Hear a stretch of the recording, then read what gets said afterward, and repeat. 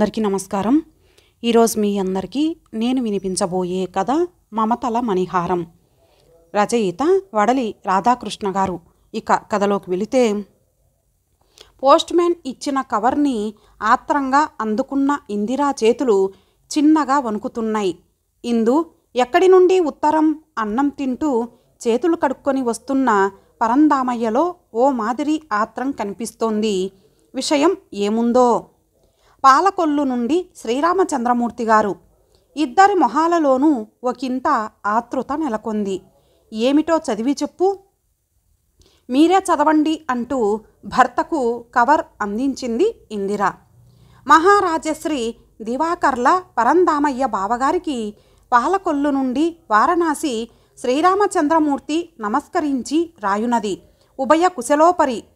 నేను, నా భార్య కృష్ణవేణి, మా అబ్బాయి చిరంజీవి ఆనందబాబు పెళ్లి చూపుల నిమిత్తమై మీ ఊరు వచ్చినప్పుడు మీరు మాపై చూపించిన ప్రేమాభిమానాలకు కృతజ్ఞతలు తెలుపుకుంటున్నాము. మీ కుటుంబం, మీ మంచి మనస్సు మమ్మల్ని ఎంతగానో ఆకట్టుకున్నాయి. మేము కోరుకునే మధ్యతరగతి మనుషులలోని మందహాసాన్ని మీ ఇంట్లో చూశాము. మీ అమ్మాయిని మా ఇంటి కోడలిగా చేసుకోవడానికి మా సమ్మతిని తెలియజేయుచున్నాము. మా కోడలు పిల్ల చిరంజీవి సౌభాగ్యవతి, విశాలి, అందం, కలుపుగోలుతనం మా అందరికీ నచ్చినది. ఈ శుభవార్తను మా చెల్లెలు ఇందిరమ్మ గారికి కూడా తెలియజేయగలరు. ఈ సందర్భంలో ముందుగా మా కుటుంబ విషయాలు కొన్ని మీకు తెలియజేయవలసిన అవసరం ఉన్నది. మాది ఒక మధ్యతరగతి కుటుంబం. మా నాన్న మీలాగే ఉపాధ్యాయ వృత్తిలో ఉండి అందరికీ తలలో నాల్కలా ఉండేవారు. మాకు అప్పట్లో ఎక్కువగా ఆస్తిపాస్తులు లేకపోయినా తినటానికి తిండి, ఉండటానికి ఇల్లు, కట్టుకోవడానికి బట్టలకు కొదవ లేకుండా రోజులు షాపీగా సాగిపోయేవి. నిప్పును కడిగి నిప్పులా బ్రతికే నాన్న సాంప్రదాయాలకు, మంచి మర్యాదలకు, ప్రేమాభిమానాలకు ప్రాణం ఇచ్చేవారు. తదుపరి కాలంలో నా భార్య కృష్ణవేణిని నేను వివాహం చేసుకున్న తర్వాత మాకు ఎంతగానో కలిసి వచ్చింది. సరస్వతి, ప్రసన్నం మాత్రమే ఉన్న ఆ రోజులలో కృష్ణవేణితో పాటు మా ఇంట్లో లక్ష్మి కూడా తాండవించింది.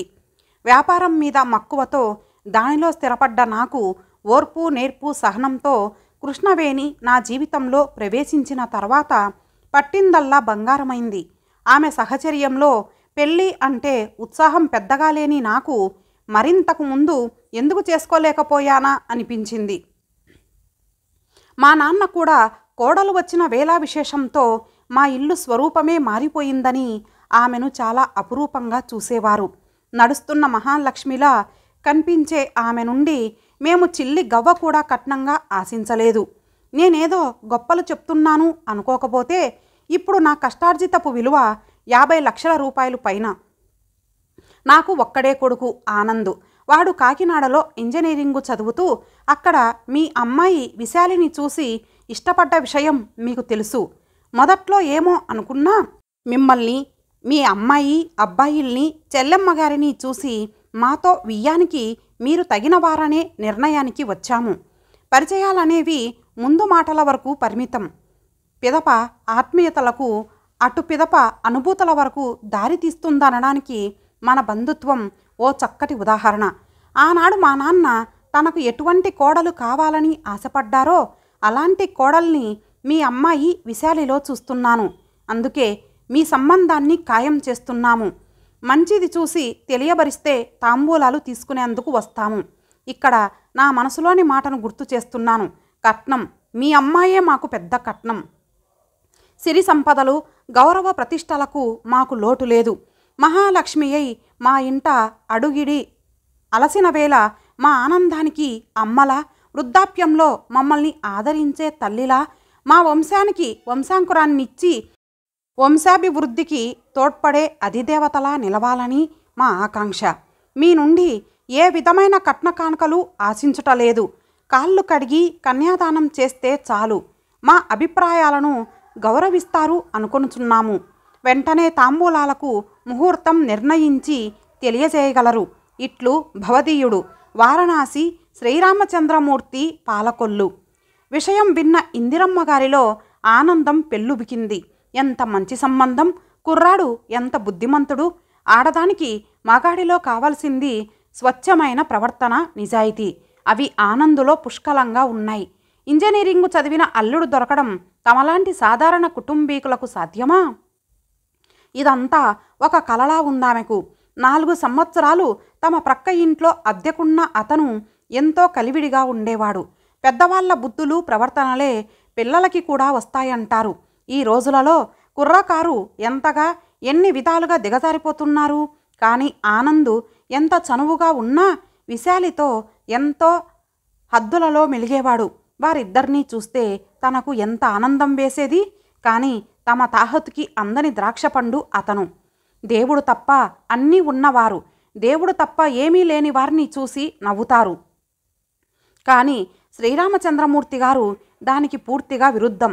తమ విశాలి ఏనాడో బంగారు పూలతో పూజ చేసి ఉంటుంది. బంగారం లాంటి మొగుడు దొరికాడు. ఆడపిల్ల ఓ స్వాతి చినుకు లాంటిది. మంచి మగవాడనే ఆల్చిప్పలో ఆ చినుకు పడితే ఆమె జీవితం ధన్యమై, ముత్యమై భాసిస్తుంది. ఈ శుభవార్తను అమ్మాయి కాలేజీకి ఫోన్ చేసి చెప్పండి. సంతోషించి ఆ ఆనందాన్ని నలుగురితోనూ పంచుకుంటుంది. సరే, చైతన్య ఏడి? ఈరోజు వాడి కాలేజీకి సెలవట. ఫ్రెండ్స్తో మార్నింగ్ షోకి వెళ్ళాడు. పరందామయ్య మౌనంగా పడక కుర్చీలో పడుకొని ఆలోచిస్తున్నాడు. తనలో శాంతి, సంతోషాలు ప్రజ్వరిల్లుతున్నా ఊహలు మాత్రం పైన తిరుగుతున్న సీలింగ్ ఫ్యాన్ని వెక్కిరిస్తూ దానికన్నా వేగంగా తన మస్తిష్కంలో పరిభ్రమిస్తున్నాయి. అతనిలో పంచరంగుల వర్ణచక్రంలా వివిధ రకాల భావ సమ్మేళనం, ఆనందం, అసంతృప్తి, నిట్టూర్పు, భావావేశం అన్నీ కలగలిసి తన మనోనేత్రాన్ని చుట్టుముట్టి అతలాకుతలం చేస్తున్నాయి. తనలాంటి అతి సామాన్య కుటుంబీకునికి అంత మంచి సంబంధం, అది రామచంద్రమూర్తి గారితో వియ్యమందడం కలలో కూడా ఊహకందని విషయం. అమ్మాయి చాలా అదృష్టవంతురాలు. ఆనందు లాంటి యువకుణ్ణి అల్లుడిగా తేవడం వాస్తవ దృష్టితో ఆలోచిస్తే తనకు సాధ్యమా? అమ్మాయి తప్పక సుఖపడుతుంది.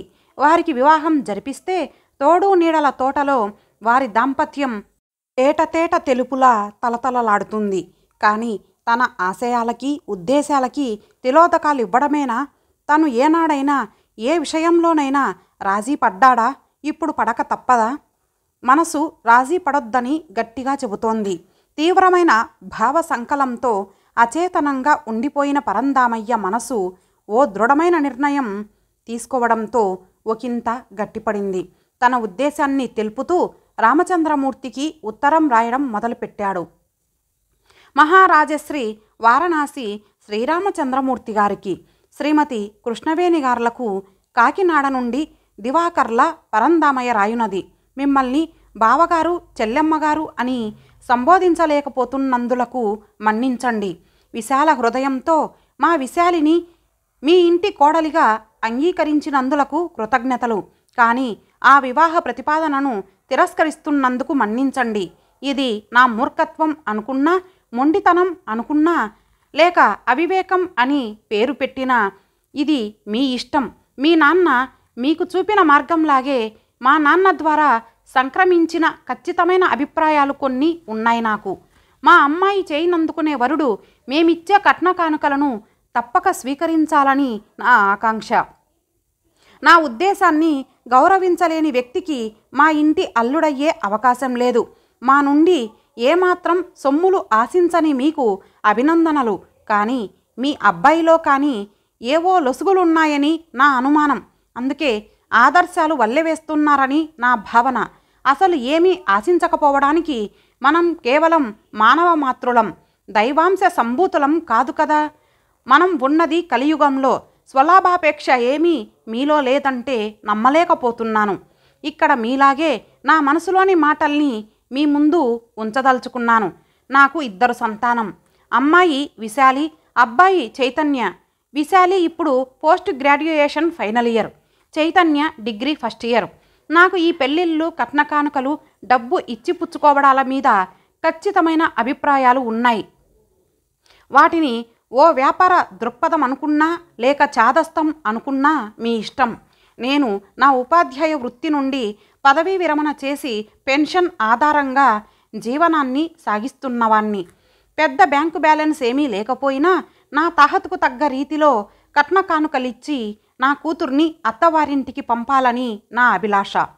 మీది కట్నం తీసుకోలేని నిర్ణయం అయితే కట్నం ఇవ్వడం అనేది నా అభిమతం. సున్నితంగా ఆలోచిస్తే నాకు కొడుకు కూతురు, వాళ్ళిద్దరూ మాకు జన్మించి మా దంపతులకు తల్లిదండ్రుల హోదా కల్పించినవారు. అందుచేత వారికి మేమెంతో రుణపడి ఉన్నామని నా ఉద్దేశం. అల్లుడికి కట్నం పేరుతో కొంత ముట్టజెప్పి అమ్మాయిని అత్తవారింటికి పంపడం అనేది ఒక అదృష్టంగా భావిస్తాను. కట్నం అనేది అందరి దృష్టిలో దురాచారమై ఉండొచ్చు, కానీ దాన్ని నేను మరో కోణం నుండి చూస్తుంటాను. నాకు తండ్రి హోదా కల్పించిన ఆమెకు నేనిచ్చే ప్రతిఫలం అది. ఒక విధంగా రుణం తీర్చడం అన్నమాట. కానీ కట్నం అనేది లేకుండా నాకున్న ఆస్తిపాస్తుల్ని వారిద్దరికీ సమానంగా పంచి ఇచ్చానే అనుకోండి. ఆస్తుల్ని సమంగా పంచిన నాడు వృద్ధాప్యంలో మమ్మల్ని ఇద్దరినీ చూడవలసిన బాధ్యత కొడుకుకి కూతురికి చెరిసగం ఉంటుంది. అంటే మా ఇద్దరిని చెరో 6 నెలలు పంచుకొని పోషించవచ్చు.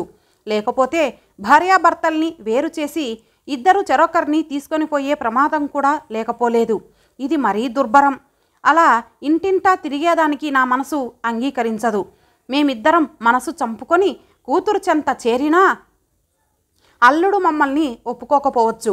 అందుచేత ఈ పురుషాధిక్య ప్రపంచంలో వృద్ధాప్యంలో తల్లిదండ్రులను చూడవలసిన బాధ్యతల నుండి కన్న కొడుకు మరో ఇంటి నుండి వచ్చిన కోడలు తప్పించుకోలేరేమో. ఇది తరతరాల ఆచారం.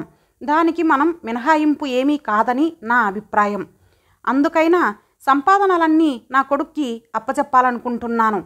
మరి కూతురు యుక్త వయసు వరకు మాతో ఉండి ప్రేమాభిమానాల్ని పంచిన ఆమె మరో ఇంటి కోడలు. ఆమె నుండి నేను ఒక్క వాత్సల్యం తప్ప ఏ విధమైన సహాయం ఆశించలేను. అందుకే ఆమెకు కృతజ్ఞతగా నా రిటైర్మెంట్ బెనిఫిట్స్లోని 3 లక్షల రూపాయలలో 1 లక్ష కట్నంగా ఇవ్వాలని నా అభిలాష. నా ఉద్దేశాలను గౌరవించని వియ్యం నాకిష్టం లేదు. మిమ్మల్ని మనస్తాపానికి గురి చేసినందులకు మన్నించండి.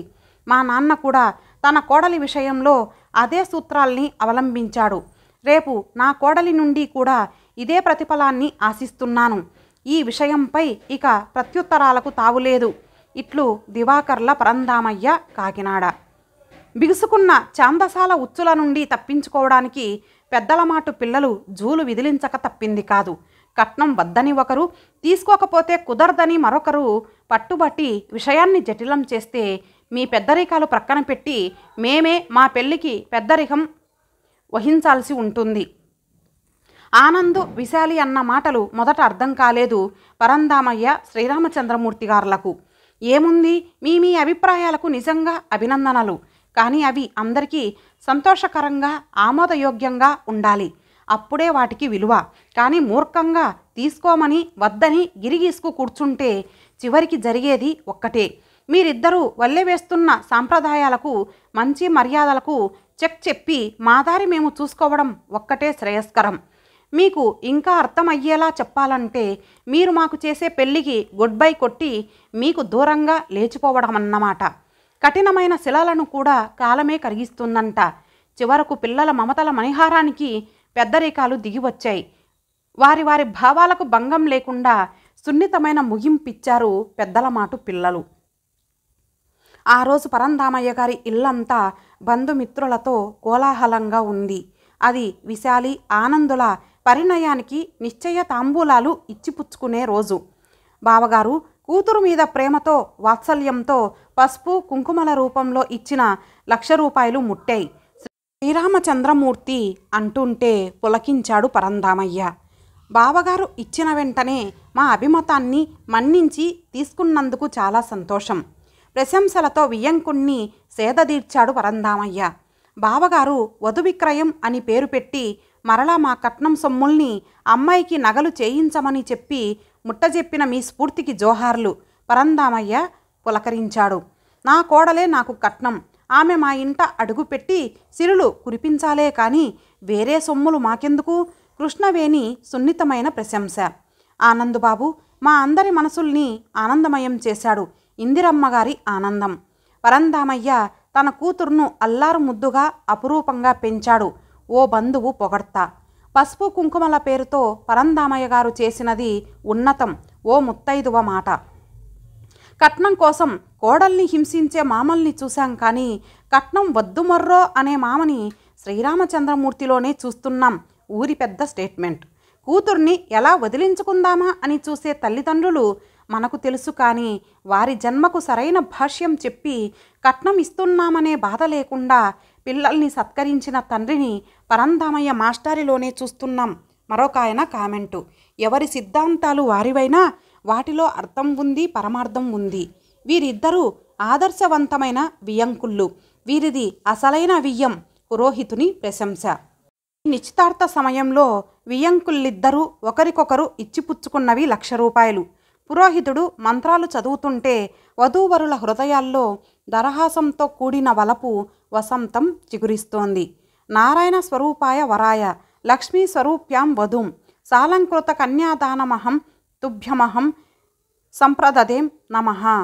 వేద పండితుల మంత్రోచ్చారణల మధ్య కొబ్బరి బొండంతో వధువు విశాలిని వరుడు ఆనందుకు ఒప్పగిస్తున్న ఆ సుధాభాండ దృశ్యాన్ని ఆనందాతిశయాలతో వీక్షించసాగారు వచ్చిన బంధుమిత్రులు.